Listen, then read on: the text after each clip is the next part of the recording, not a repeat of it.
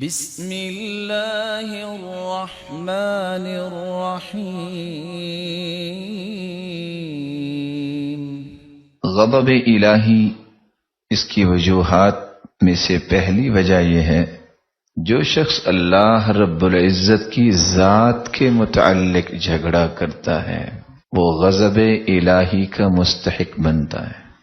حدیث کے الفاظ ہیں، اللہ ذوالجلال کی نعمتوں میں غور و فکر کیا کرو، رب تعالی کی ذات میں غور و فکر نہ کرو۔ رب تعالی کی ذات کے متعلق جو بات قرآن نے بیان کر دی ہے، جو حدیث نے بیان کر دی ہے، اس پر ایمان لے آنا، اس کو اسی طرح قبول کر لینا جس طرح قرآن و حدیث نے بیان کیا ہے، یہی سلامتی کا راستہ ہے اور یہی وہ راستہ ہے جس سے عقائد کی حفاظت بھی ہو سکتی ہے اور شیطان سے بچا بھی جا سکتا ہے۔ دوسرا سبب جس سے رب تعالیٰ کا غضب انسان پہ آتا ہے وہ ہے اللہ رب العزت کی ذات کے متعلق برا گمان کرنا۔ قرآن مجید میں اس لیے اللہ عز و جلال فرماتے ہیں وَيُعَذِّبَ الْمُنَافِقِينَ وَالْمُنَافِقَاتِ وَالْمُشْرِكِينَ وَالْمُشْرِكَاتِ الظَّانِّينَ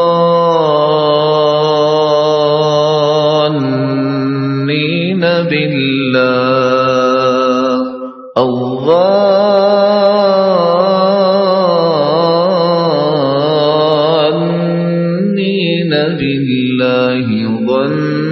ظن السوء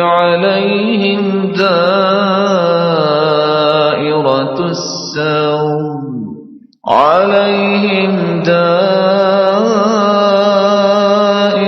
السوء وغضب الله عليهم ولعنهم وأعد لهم جهنم وساءت مصيرا۔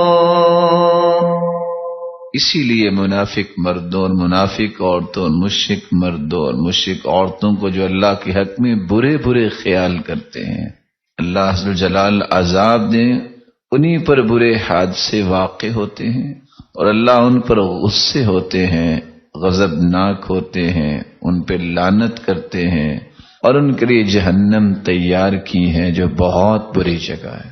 زندگی میں اللہ تعالی کے بارے میں بدگمان نہیں ہونا چاہیے۔ تیسرا سبب جس سے اللہ تعالیٰ بہت غضبناک ہوتے ہیں، غیر اللہ کی عبادت کرنا۔ ان الذين اتخذوا العجل سينالهم غضب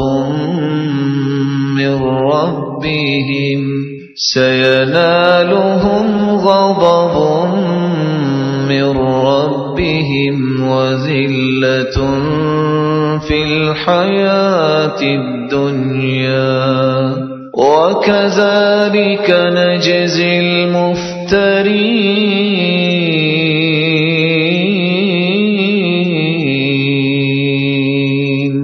بے شک وہ لوگ جن نے بچڑے کو معبود بنا لیا، ان پر اللہ کا غضب واقع ہوگا اور دنیا کی زندگانی میں بھی ذلت انہیں نصیب ہوگی۔ ایسے معاملات کو گھڑنے والوں کو ہم ایسا ہی بدلہ دیا کرتے ہیں۔ اور حدیث کے الفاظ پہ غور کیجئے گا، وَإِن قُطِعْتَ أَوْ حُرِّقْتَ، میرے صحابی تیرے ٹکڑے کر دیا جائے، تجھے آگ میں جلا دیا جائے، تم نے زندگی میں شرک نہیں کرنا۔ چوتھا سبب یہ ہے کہ کوئی شخص اپنے آپ کو شہنشاہ کہے۔ صحیح الجامع کی روایت ہے 988، رسول مقبول صلی اللہ علیہ وسلم نے فرمایا اللہ کا غضب اس پہ بہت سخت ہوتا ہے جس کا یہ گمان ہو کہ بادشاہوں کا بادشاہ ہے۔ اور دوسری روایت میں آتا ان اخنس الاسماء الی اللہ الشہنشاہ، سب سے غلیظ اور برا نام اللہ کے ہاں یہ ہے کہ کوئی انسانوں میں سے کہے میں شہنشاہ ہوں۔ پانچواں سبب رب تعالی کی شریعت کا انکار کر دینا۔ بئس ما اشتروا به أنفسهم أن يكفروا بما أنزل الله بغيا أن ينزل الله من فضله على من يشاء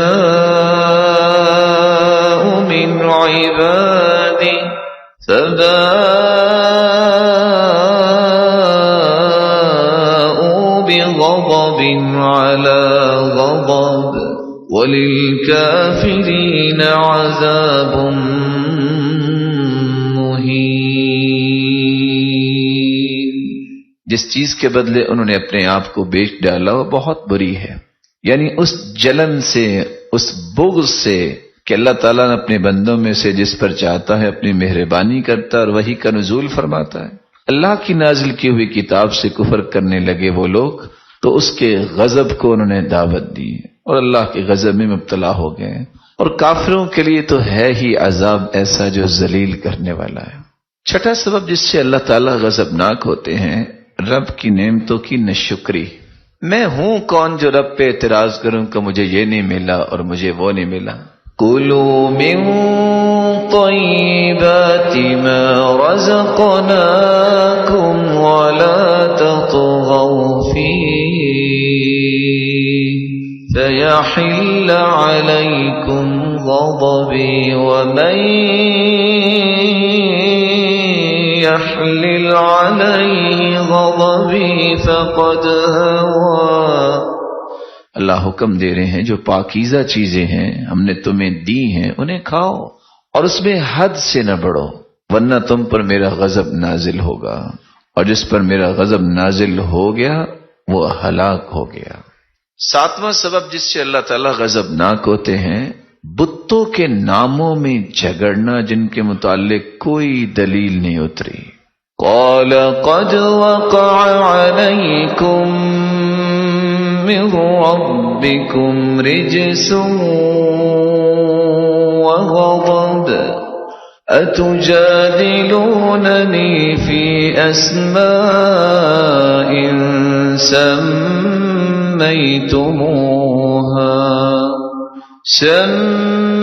سميتموها أنتم وآباؤكم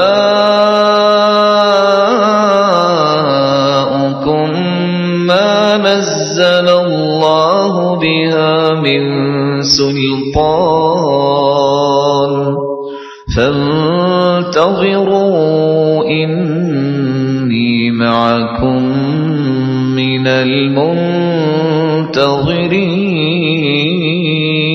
المنتظرين۔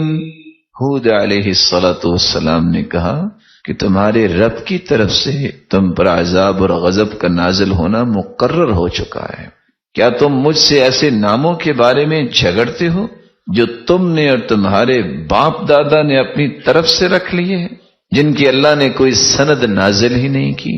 تو تم بھی انتظار کرو، میں بھی تمہارے ساتھ انتظار کرتا ہوں، نتیجہ تمہارے سامنے آ جائے گا۔ اور آگے اللہ تعالیٰ نے کس طرح اس قوم کو عبرت بنا دیا۔ اور اللہ تعالیٰ جب عبرت بناتے ہیں تو اللہ تعالیٰ کی عبرت بنانے کے جو طریقوں پہ ہم قرآن کا مطالعہ کرتے ہیں، یعنی فرشتہ آیا، اس نے چیخ لگائی اور کلیجے پھٹ گئے۔